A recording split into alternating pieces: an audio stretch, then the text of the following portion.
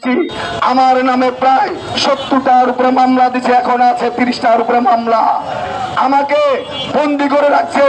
আমার অনেক ভাইরা মনে করেন আরে বিএনপিতে নামে লাগেন, কারণ আমাকে একবার থানায় ধরে নিয়ে ওসি সাহেব মিঠু আর ছাত্রলীগের মিঠু ডাইরেক্ট বলছে আমাকে বন্ধ রাখছে, যদি তুমি রাজপথে আবার নামো কোনো ব্যানার ফেস্টন করো তোমাকে ক্রস ফায়ার দেওয়া হবে।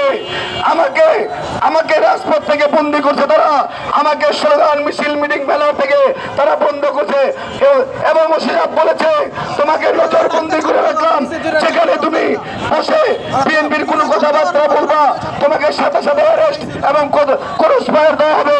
দুঃখের বিষয় আমাকে তারা বন্দি করে রাখছে, আমাকে তারা স্বাধীনভাবে কথা বলতে দেয় নাই।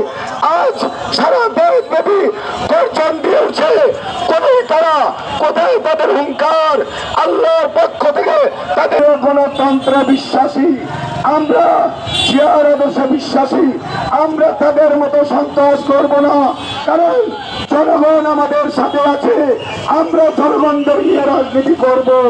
আমরা আমাদের নেতা বাবুল ঈশ্বরচন্দ্র নিপুণ আন্টি বলেছে আপনারা যুব সমাজকে জাগিয়ে তুলুন, এলাকাবাসীকে বলুন আমাদের পাশে দাঁড়াইতে, কারণ আমরা আপনাদের সাথে আছি, সুখে দুঃখে আপনাদের সাথে সর্বদা আপনাদের পাশে আছি।